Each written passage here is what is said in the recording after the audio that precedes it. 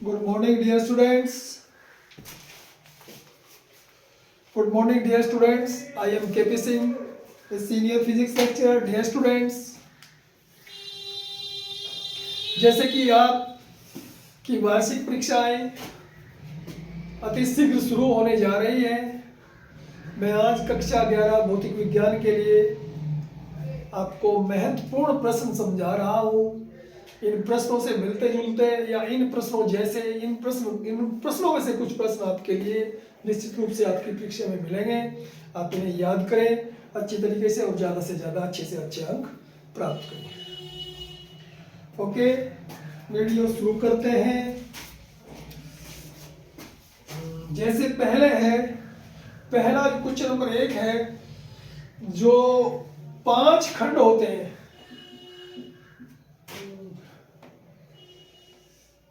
सही उत्तर निम्न प्रश्नों के सही उत्तर चुनकर अपनी उत्तर पुस्तिका में लिखो। फर्स्ट, एक विमा आती है,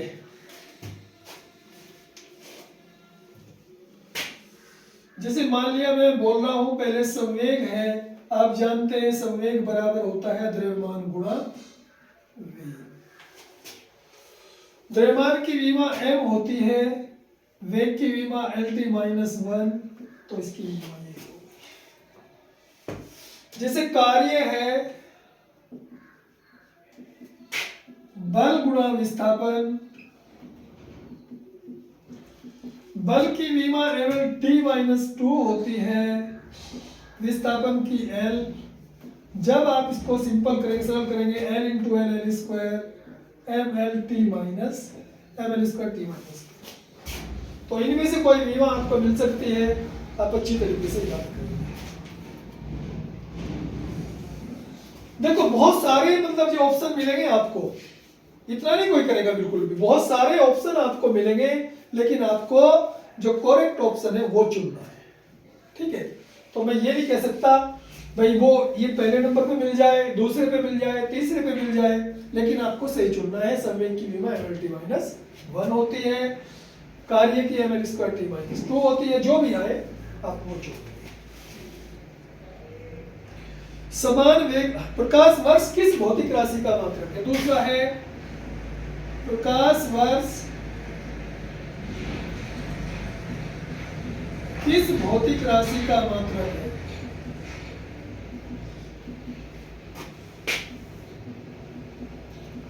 देखो वर्ष के हिसाब से आप जो हमेशा प्रकाश वर्ष का इशारा समय की ओर करते हैं, जबकि बिल्कुल विपरीत है।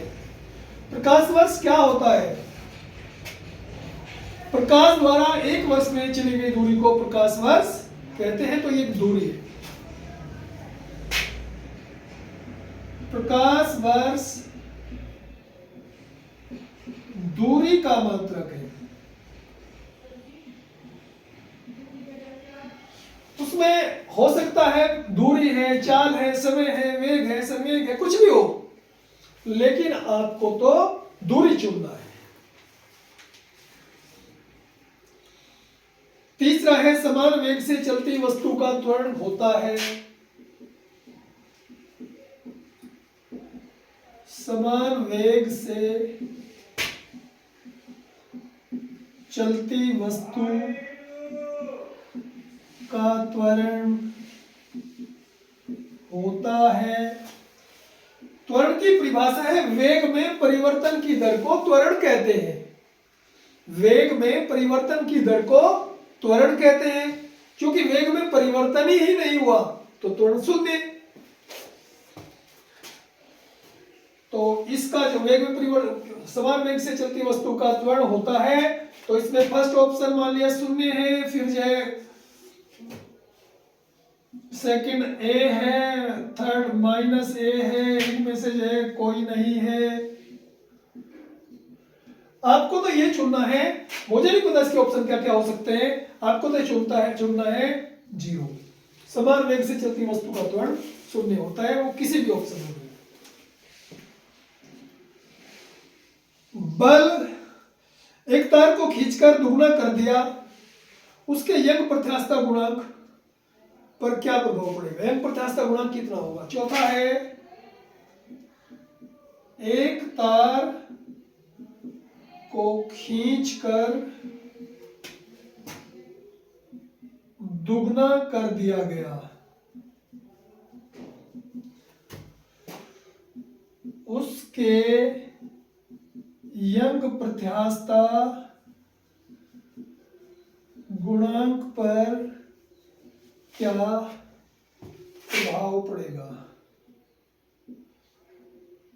देखो, ये कहेगा समान रहेगा, ये कहेगा दुगना हो जाएगा, ये कहेगा 3 गुना हो जाएगा। अगर वस्तु का की लंबाई खींच के दोगुनी कर दी तो यंग प्रत्यास्थता गुणांक भी दुगना हो जाएगा। ये है y बराबर mgl upon pi R square. And first खींचकर दोगुना कर दिया, जहां l था वहां 2l कर दिया। y1 y2 mgl पाई आर स्क्वायर 2l। तो आप जैसे इससे भाग करेंगे,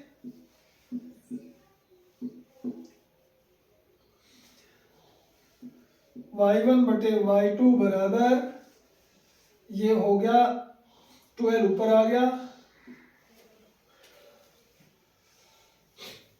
12 ऊपर आ गया, ये l नीचे रह गया, l से l कट गया, तो y2 बराबर हो गया y1 बटे 2, आधा हो जाएगा।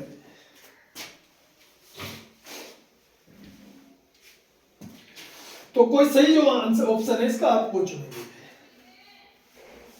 नेक्स्ट क्वेश्चन ले रहा हूं।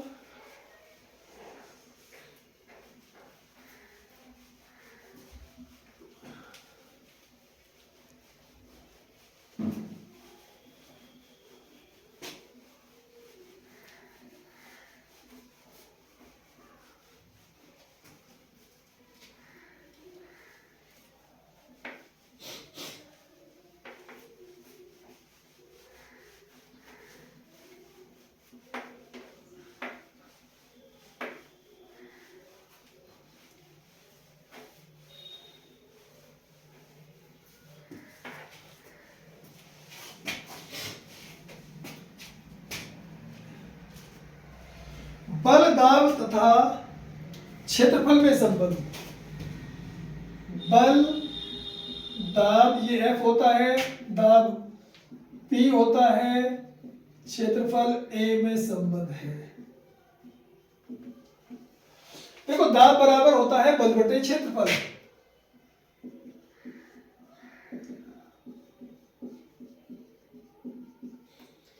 तो P बराबर F अपॉन A है। ये भी हो सकता है F बराबर PA या AP, आगे पीछे हो जाए। ये भी हो सकता है A बराबर F अपॉन P, बाकी सब गलत है। इनमें से एक आपको ऑप्शन मिलेगा सही, बाकी सब गलत होते हैं, तो आपको सही चुनना है।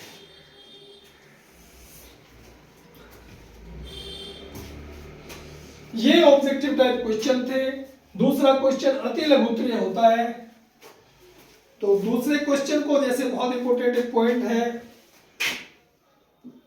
औसत चाल क्या होता है?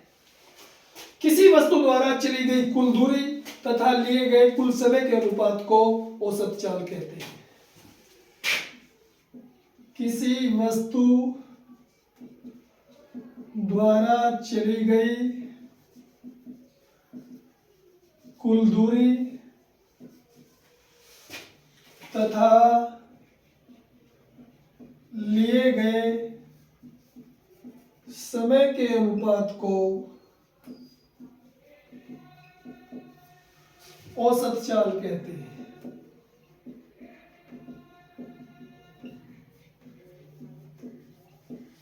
फॉर्मूला भी लिखेंगे आप, औसत चाल बराबर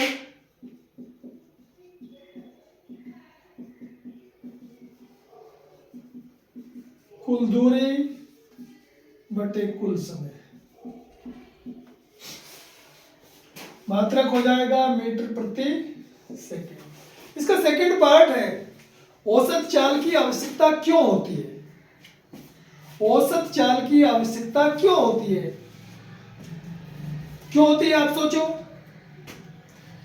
जब कोई वस्तु बहुत तीव्र गति से दौड़ रही है, कोई गाड़ी तीव्र गति से दौड़ रही है, तो हम जब दौड़ रही है समान वेग से क्यों नहीं दौड़ सकती, क्योंकि सड़क पर अवरोध होते हैं, कहीं कहीं मोड़ होते हैं, कहीं कहीं भीड़ होती है, वहां पर आप वस्तु की गति को तेज नहीं रख सकते।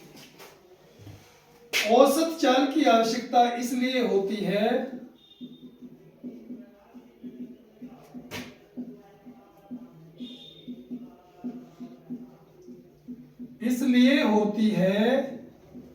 क्योंकि सड़क पर उपस्थित मोड़ों पर अवरोधों में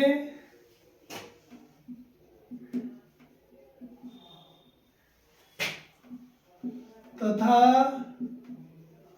भीड़ वाले रास्तों में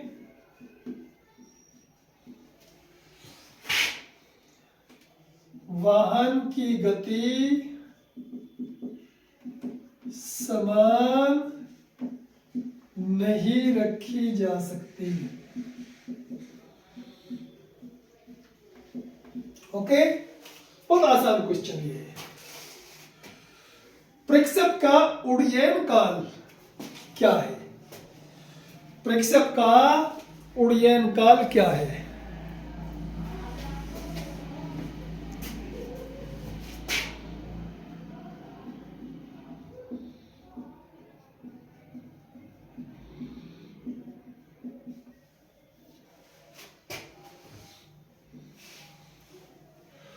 हम किसी वस्तु को फेंकते हैं, किसी वस्तु को हवा में फेंकने के पश्चात वह वस्तु जितनी देर हवा में रहती है उसे प्रक्षेप का उड्डयन काल कहते हैं। किसी वस्तु को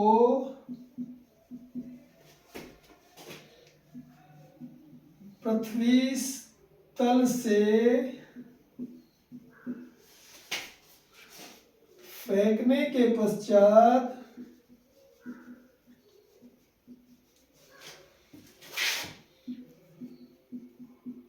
जितनी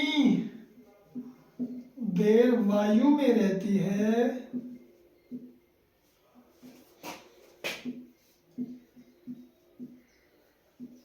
उसे उस वस्तु का अर्थात प्रक्षेप का उड्डयन काल कहते हैं।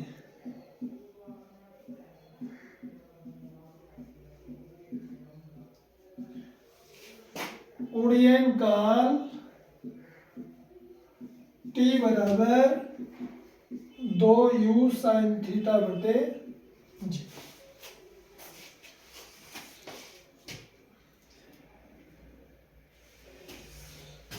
छोटे छोटे क्वेश्चन इंपॉर्टेंट चुने हैं इसमें,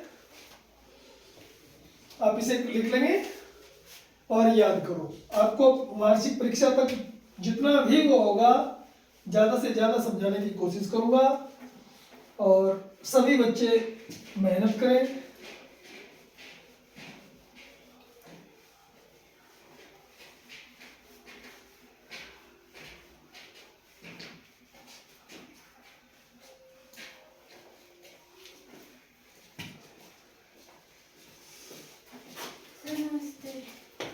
ओके,